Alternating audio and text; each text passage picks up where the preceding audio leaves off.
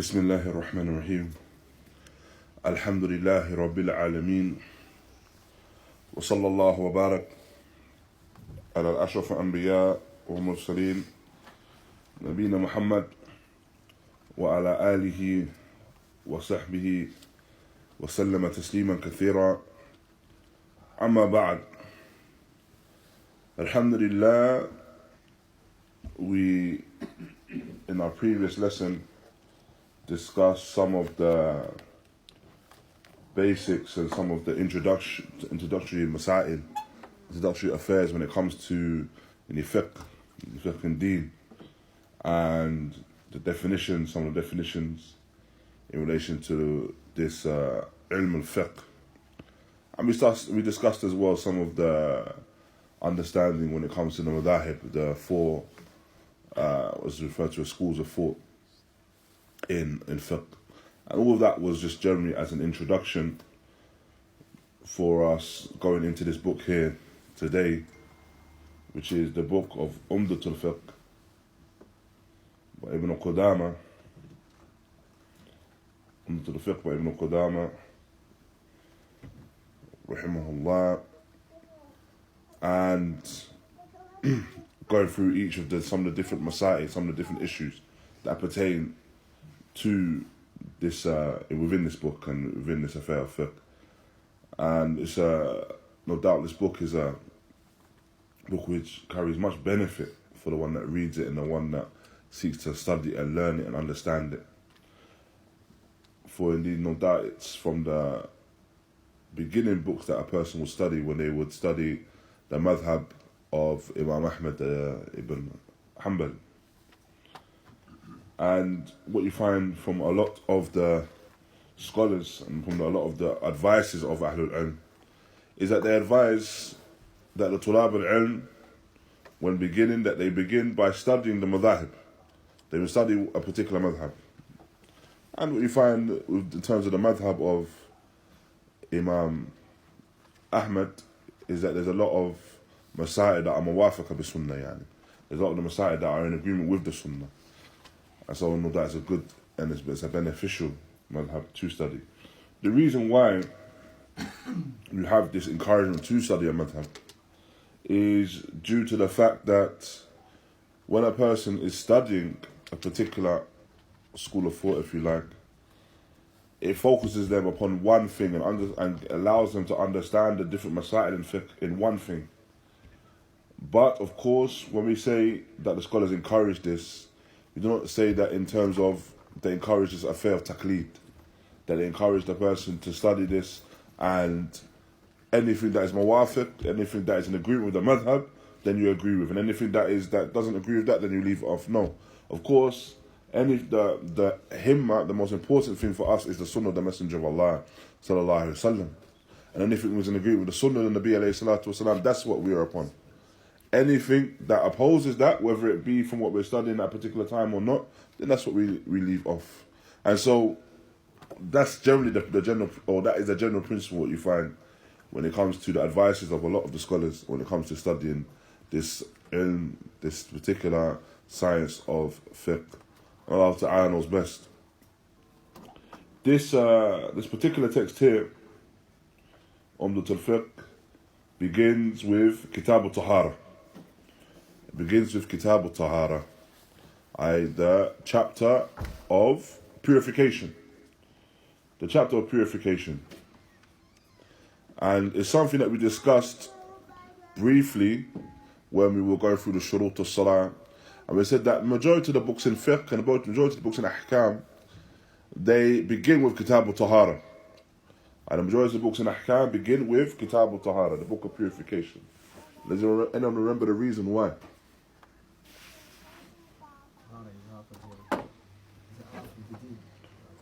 First from the iman, from the tahara from the iman. نعم شطر الإيمان نصف الإيمان. نعم half the deen, half the iman. That's not necessarily the reason though. It's a prerequisite for the prayer.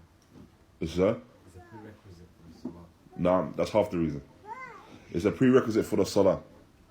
Nah, so it's from the shurut of salah. So, but then how many shurut of salah are there? How many shurut of salah are there? 9, we mentioned. We went through 9 of them.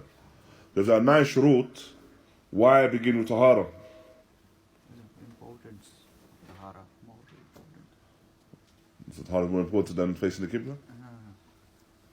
Or more important than niyyah? No. Why tahara?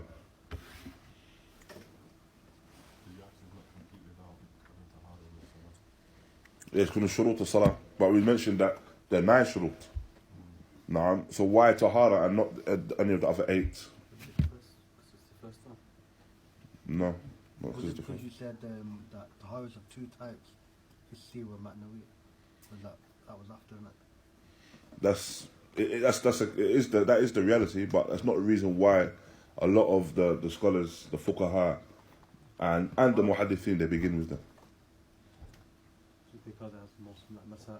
Na'am, sant. Because when it comes to tahara, this fair purification is made up of many different masail, which inshallah we'll find them when we go through this. There's many different masail that come when it comes to tahara. Na'am. And so it needs its whole chapter by itself. And it needs its own tarkeez, it needs its own focus as well. As opposed to other masail or other shurut, other conditions, then they don't need a whole chapter, for example. Na'am. An exception to that is what? And you'll know a book that is an exception to that. Where it doesn't begin with tahara, but it begins with another shart min shurut as-salah. It starts with intention. Begins with intention. No, that's usually it's in tahara as well. The hadith of intention. Was it the muwatta? No. Muwatta of Imam Malik. Muwatta of Imam Malik doesn't begin with tahara. No, and begins with what? You know?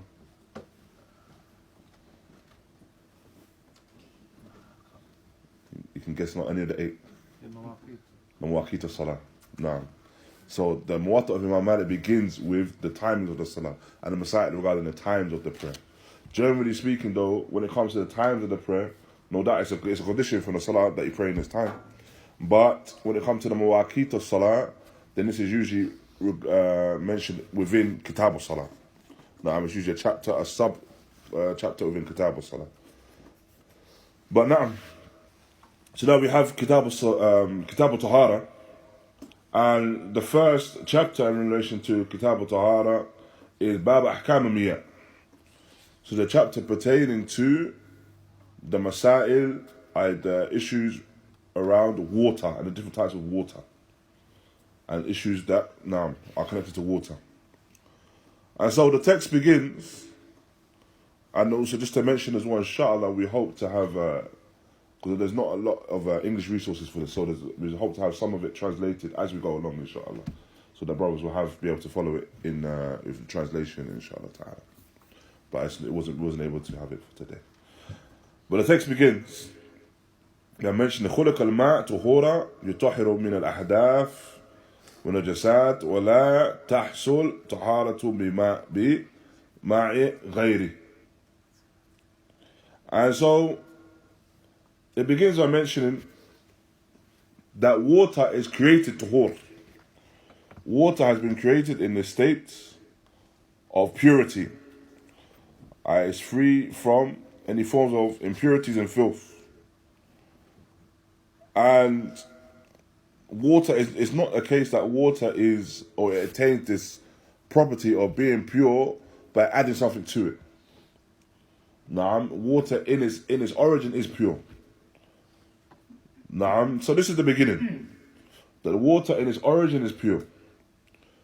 And the proof for that is the saying of Allah Tabarak wa Ta'ala, the Surah Al-Anfal, وَيُنَزِّلُ عَلَيْكُم مِّنَ السَّمَاءِ مَاءً لِطُهِّرَكُم بِهِ. And He sends upon you from the skies and from the heavens water in order for you to purify yourselves with it. In order to purify yourselves with it.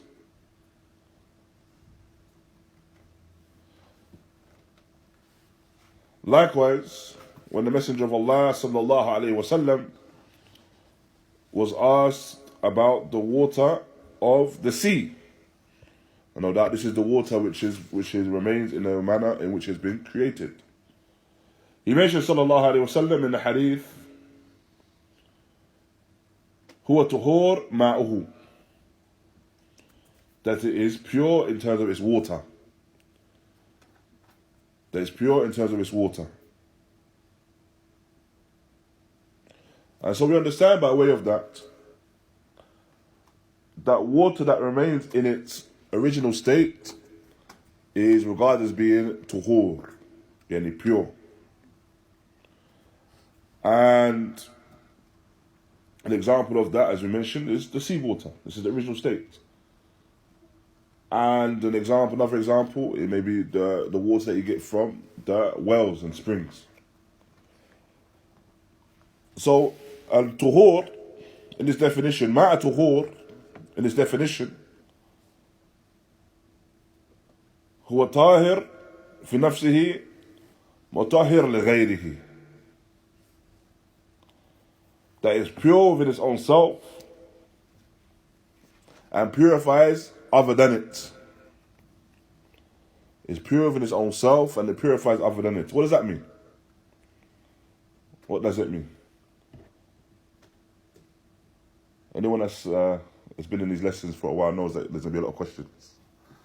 So it's important to stay awake. It purifies something which is not pure. For example, if you have najis or something. No, it purifies something that's other than it, it's not pure, okay? And it's pure within its own self. What does that mean? The asur of it, the asur of it is pure to use that it's not any impurity in it. So now, so that is pure within its own self is that is, as you mentioned, within its own self is pure, it can be used. Now, so it can be used for just general adat. And it's edible, for example. You can eat it, you can drink it, use it for cooking, the likes of that. So it's pure within its own self. But it can also be used to pure anything other than it as well. So it can be used to remove impurity. So this is ma'atuhur. Now, some of the scholars mention as well after that is that you have ma, which is referred to as ma' tahir. Ma, water, which is referred to as tahir. And ma' tahir is ma, which is water, which is pure within its own self, but does not purify other than it. So it's pure within its own self, but doesn't purify other than it. Naam. So, again, it can be used for the adat and anything mubah, it can be used, anything permissible can be used. However, it cannot be used to purify other than it. Naam. And then you have, finally, ma' najis, the water which is impure. And this is the water in its definition, which is غير طاهر في نفسه ولم يطهر غيره. And so this is the water that is not pure within its own self. It can't be used. And by definition or by ilzam, it cannot purify anything other than it as well. Now, this is ma' najis. طيب. That's an example of those that say there's 3 types of water. We mentioned this previously. Why is it that some people say there's only 2 types and there's not 3? And what are the 2 types that they mention? There's pure and there's impure. So there's tuhur and najis. So why did they not mention tahir? Because tahir is included in that within itself. Tahir is what? Is included? Included in the first one, isn't it? No, not what. Because the tahir is something that has something mixed with itself. For example, tea bag. No. Actually call it water. Now, so the tahir has something mixed in it. So the ma'a tahir, remember the ma'a tahir, as we said, is water that is pure in its own self. So it can be used. But it cannot be used to purify other than it. Naam.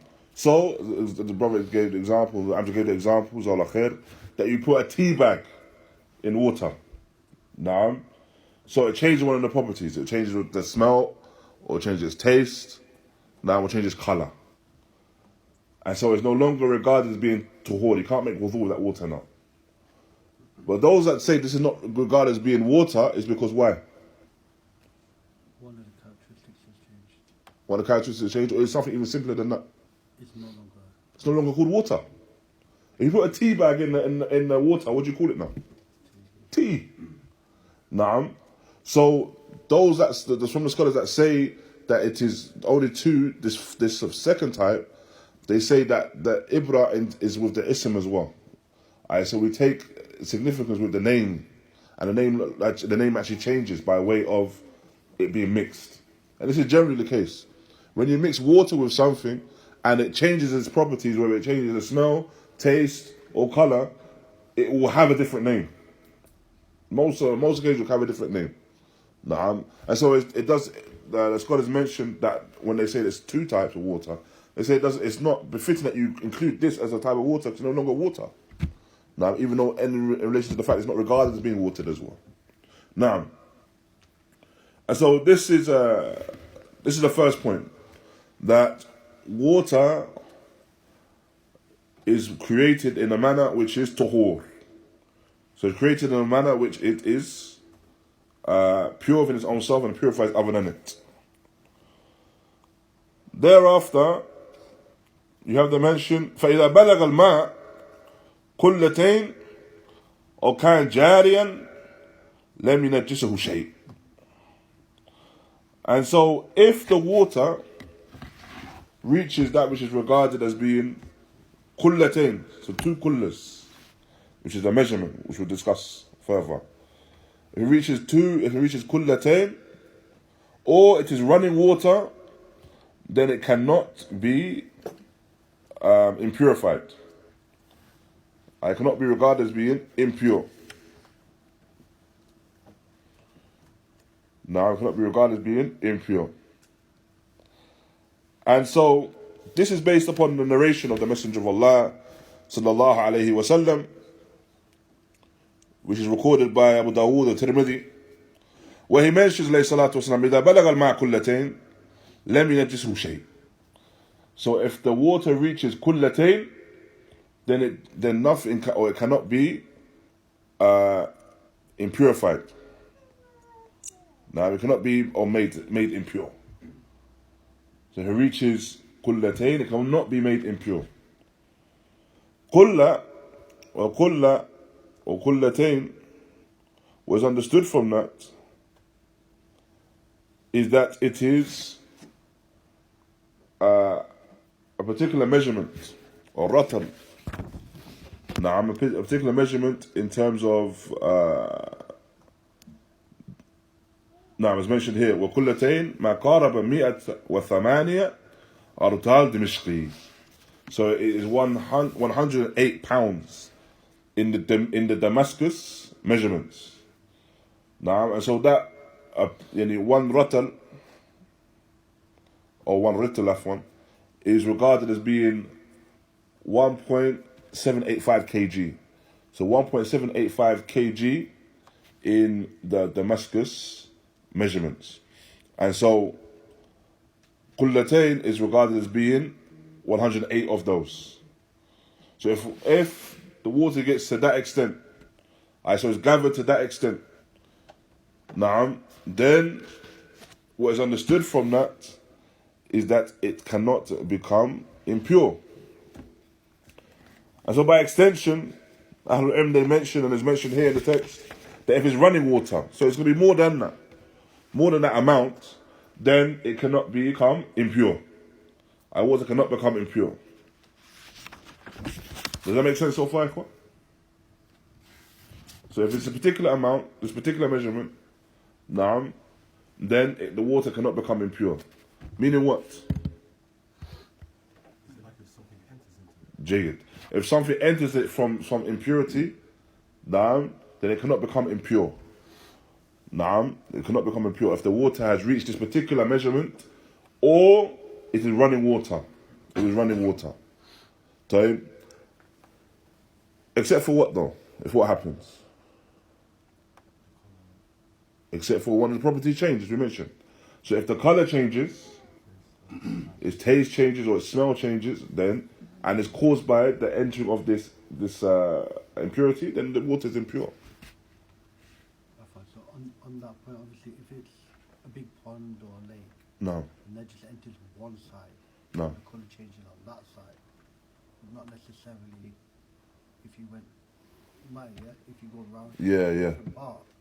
No. If that which has been changed, that is the impure. That's impurity. So when we're talking about something that if it changes one of the properties, then we're talking about whatever part of that has been changed, and it's not a case of the whole amount is now regardless of it being impure. No, definitely. No, barakallahu feekum.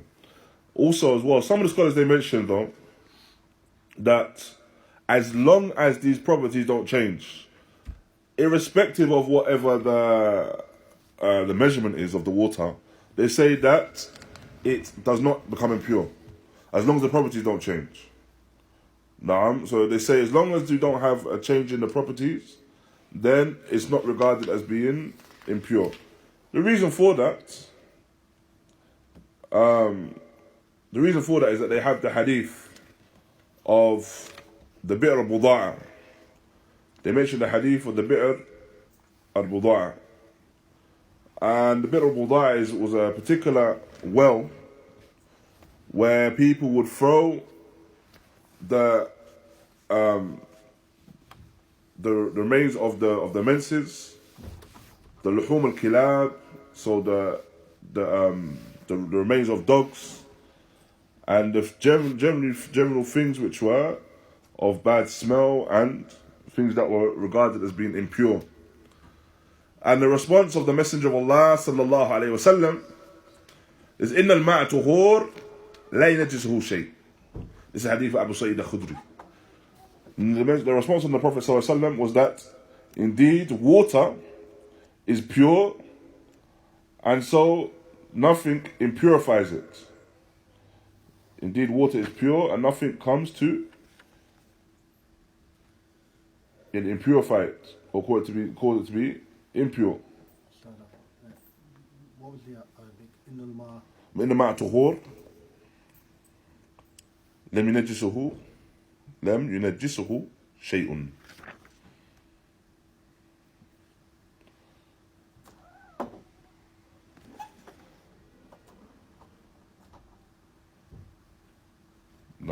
So they say that nothing impurifies it. So, based upon this, some of the scholars will say that as long as it doesn't change the properties, then this is sufficient. However, what we say in response to that is that the Messenger of Allah sallallahu alaihi wasallam, he specified kullatayn in this narration. He specified as particular measurement in this narration. So he didn't just say all water is pure. As long as it doesn't change the properties. He mentioned that it cannot be impurified if it reaches this amount. And so what we understand, and Allah knows best, is that this narration, where it mentions that water is pure and nothing can impurify it, this is the general understanding. This is the general speech from the Nabi alayhi salatu wasalam. Whilst the narration that mentions the specific amount of water, this is the specific of the Nabi alayhi salatu wasalam from his speech. So you have the general and then you have that which is specific. And so thereafter as well we have the understanding of the ma', which is the running water as well. The running water is the water which cannot become impure unless something from it changes as well. And Allah Ta'ala knows best. And so thereafter it mentions لم ينجسه شيء إلا ما غير لونه أو طعمه أو ريحه. As we mentioned, except for if its color changes, its taste changes, or its smell. So what we understand from this is that if one of these properties changes due to the najasa, due to impurity and filth, then it has changed and its water has now been regarded as being impure. Regardless of whether it's kullatain or more or less. Regardless of how much it is, then we understand that as once one of these properties changes and one of the characteristics of the water changes, then it is no longer regarded as being pure water.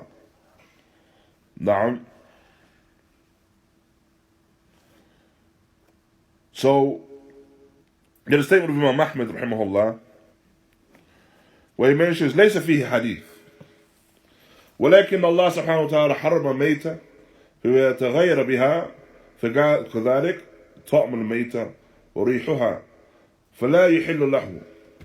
وقال أحمد ليس فيه حديث يعني ليس فيه حديث الصحيح.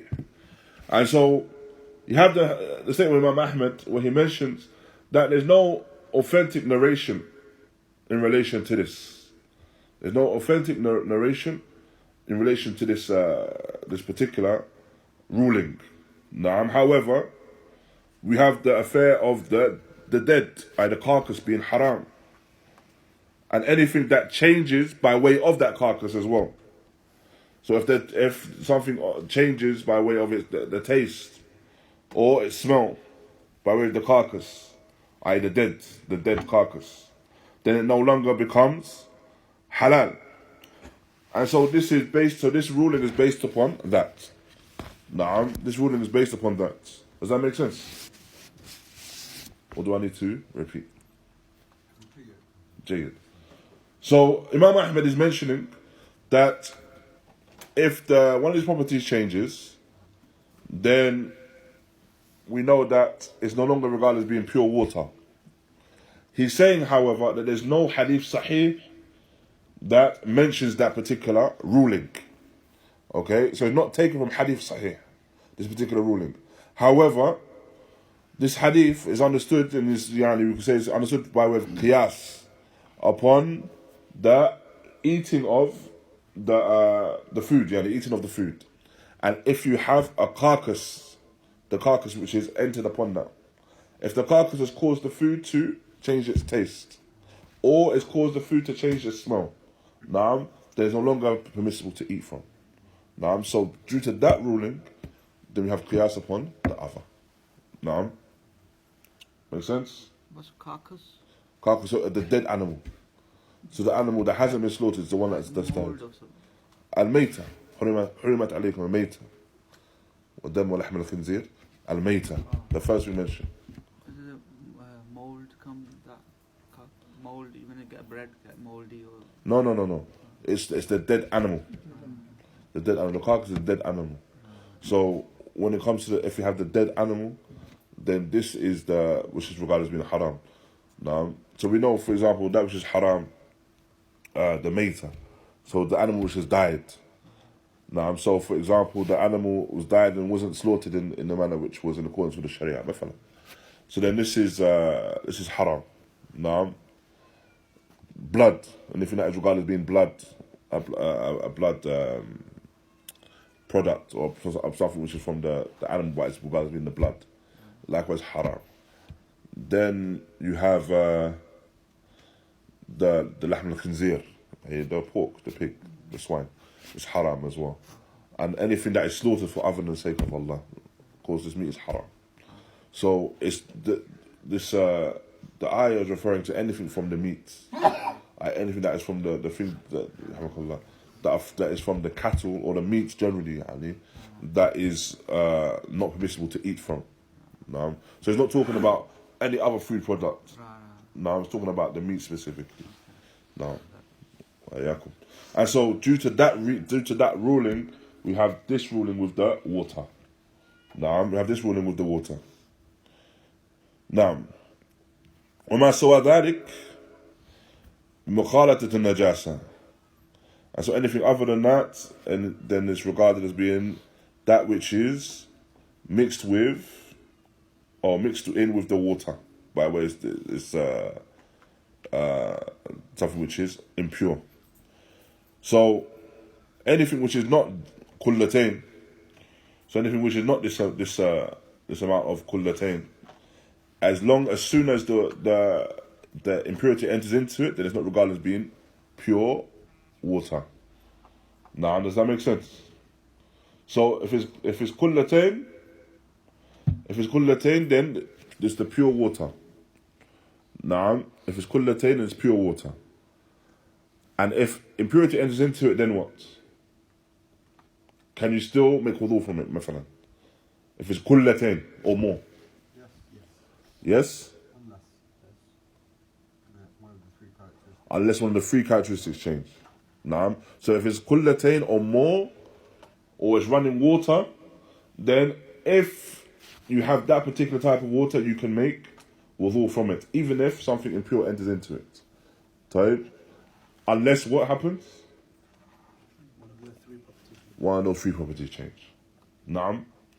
If now, however, it's less than qullatayn, and then impurity enters into it, then what?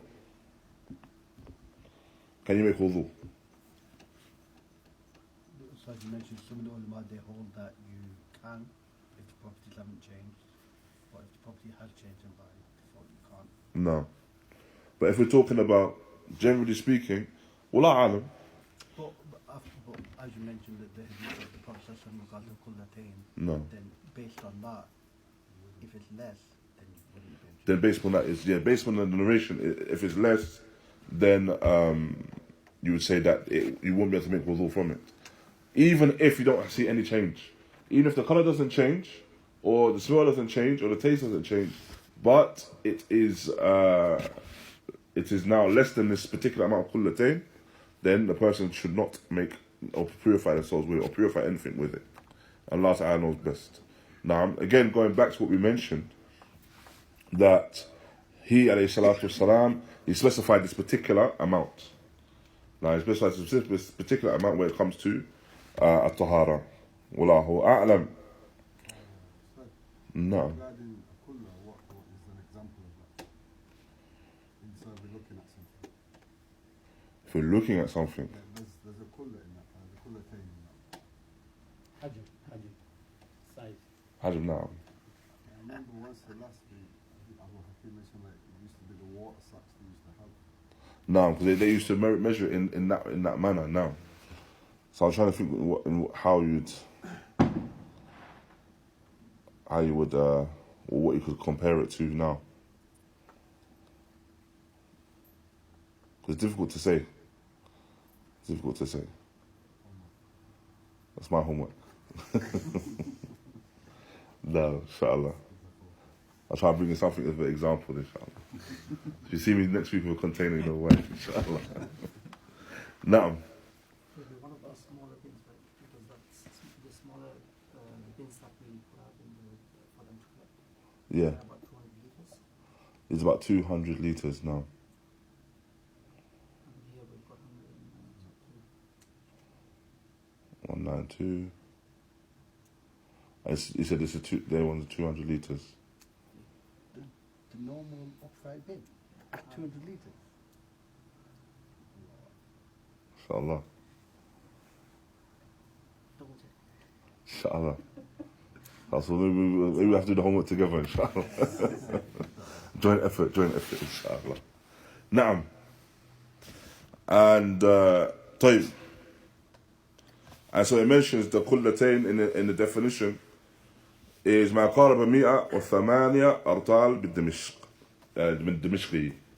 So that which is by way of 108 pounds by way of the Damascus measurements. So you find that the measurements may differ based upon, particular measurements differ based upon location. So you have Damascus, you have Iraqi, مثلا as well. Wallahu a'lam. And now we mentioned that. So now thereafter it mentions as well, وإذا طبخ في الماء ما ليس بالطهور أو خالته فغلب على اسمه أو استعمل في رفع الحدث سبب طهوريته. And so, still, of course, we're still discussing water. Now, we're still talking about water. And so, here, Ibn Qudāmah mentions that if it is cooked, this water is cooked with something or with water, so referring to another substance that is not tahur. So he's saying something that's not tahur. What do you think he means? Something that's tahir. No, something that's tahir. So he's not talking about najasa now, because no doubt you're not going to cook with najasa. So he's saying he's referring to something which is cooking something which is not tahur. It's tahir, so it's still permissible to use. Naam. However, it is not something that can purify something else. No, it cannot purify something else. So here, he's referring to this affair of if it's cooked with something which is laysa bituhur. It's not something which is pure within its own self and purifies other than it. Naam. Or khalatuhu, and so it's mixed with it. Naam. فَغَلَبَ عَلَى إِسْمِهِ. And so it overcomes its name. As we discussed earlier. If you put the tea bag in the water, غَلَبَ عَلَى إِسْمِهِ. His name is overcome now. Because no longer regarded as being water, it's now called tea. Now you put the coffee beans in the water, you're going to call it coffee. Naam. So here is referring to, and so if it's overcome and it's overtaken its name. We discussed that earlier. Here though, Ibn Qudāmah mentions, استعمل في رفع الحدث, or it is used for رفع الحدث. So it's used in order to remove impurity. Now it's used to remove impurity. سلب على طهوريته. So here it's mentioned, and so if it's used to remove impurity as well as that, then its purity is lost. It's no longer regarded as being pure water. So these are all of the examples. Does that make sense? So if it's cooked in something and it changes, or it's mixed with something and it changes, then it is no longer regarded as being pure. Now, pure water. Now, as for that point, the last point though, where it mentions if it is used for the raf al-hadath, does anyone understand what that means? No. So what's the scenario though? You don't have any pure water, but you have something else that's still tahir. Is that what you mean? Not necessarily. You're making wudu or... Naam. So you've made wudu of that water. Naam. This is now referred to as ma' musta'mal. I used water. Ma' musta'mal. The question is now, can you use that water now to make wudu again? Yes, also can give when he used to make wudu. No. And after he used to do it again. So why can Ibn Qudāmah say this now? So why is Ibn Qudāmah saying this now? Naam, صراحة. Naam, it's a mas'ala that some al-ilm discuss. They say, can you purify yourself with ma' tuhur, or ma'an musta'mal, sorry. Can you purify yourself with water that has been used for purification previously? Naam. So for example, the scenario is someone's made wudu, and they've made wudu, they've used the water, and they've caught the water as well. Can they now give that container, for example, to someone else and say, go make wudu with it? Or is it a case of, because they made wudu of that water, now someone else can't make wudu of that water? It would depend on maybe what you were removing, because the narration that the Prophet and his wife, they used the same water. No. As the Prophet mentioned, the narration there's no narration of Nabi alayhi salatu wasalam doing so with his wife Maymuna as well. So the zahir, that which is apparent, is that this water can be used again. Again, going back to what we discussed before, as long as these properties don't change. So you have some of the speech here from Shaykh al-Islam, Ibn Taymiyyah, raḥimahullah, where he mentions, وَعَمَلُ الْمُسْتَعْمَلِ, as for the used water, نعم في رفع الحدث فهو الطاهر نعم في ظاهر المذهب. So that which is apparent and that which is correct to the madhhab, that is طاهر, that it is pure, the water is pure. And he mentions the narration found in Bukhari and Muslim, the متفق عليه, mentions the narration of Jābir. The narration of Jābir, where he mentions جاءني رسول الله صلى الله عليه وسلم وأنا مريد لا أعقل فتوضأ وصب وضوءه علي. نعم. And so he mentions رضي الله عنه that the Messenger of Allah صلى الله عليه وسلم came to me. He came to me, and whilst I was sick, and I was not, and my senses, and thus he performed the wudu and poured his wudu water upon me. So he performed his wudu and poured the wudu water upon me. Now,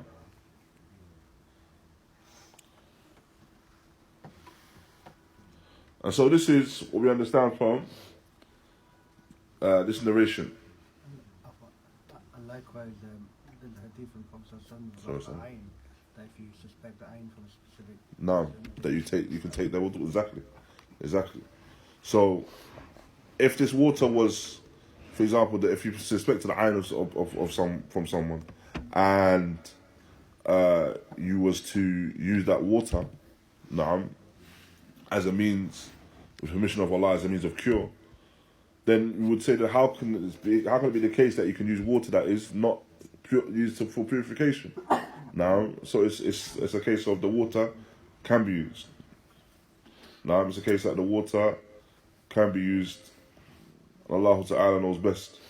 And so, the general understanding from this is that the person can perform the wudu in this case, now with this water.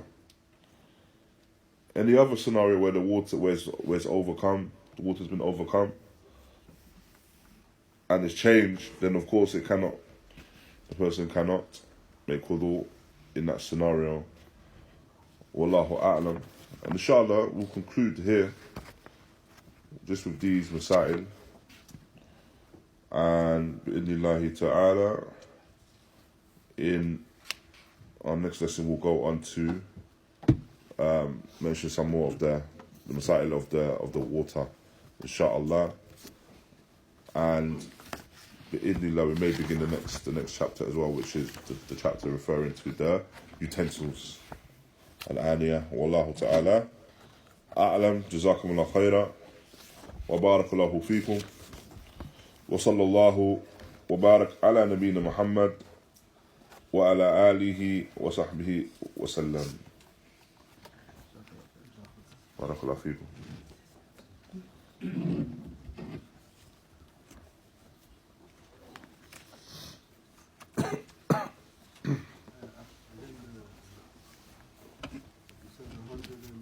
Is equal to what in kg? 1.785. Liters, I think it's about 100 liters. About 100 liters. 2.2 pounds. So 100 liters is No, 1 liter 1 liter. equals 2.2 pounds. That's in our calculation. Okay. I don't know how that equates to the Yeah. Mishkan.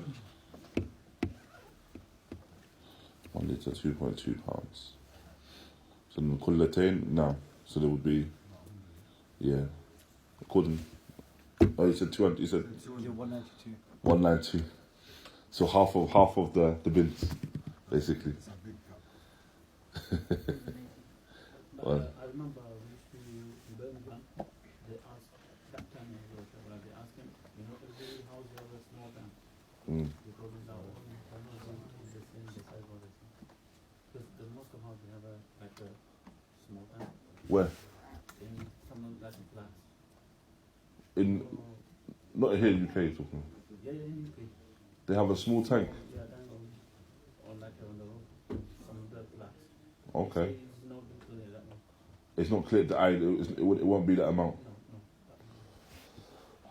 No. The tank must be very small then. Yeah, it's very small there.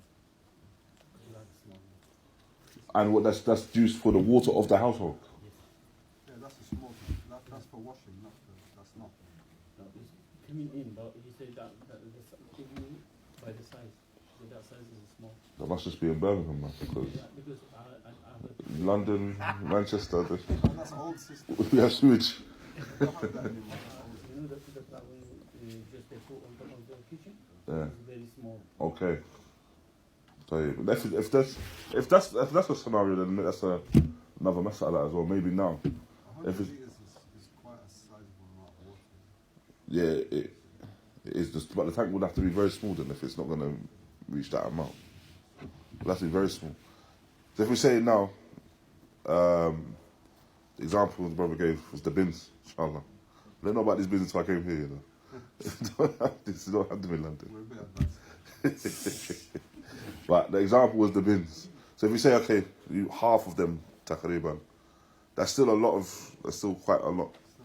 Yeah, so if you're saying the tanks these tanks wasn't even reaching that, they'd have to be very small. It was very small. Yeah, I don't understand. I mean, we're talking And the about one bins. opposite the green line, you know, the big flat, that one used to be, and we made the picture and show you say no, that was not very small. And we talk about bins. That one outside is 1,100.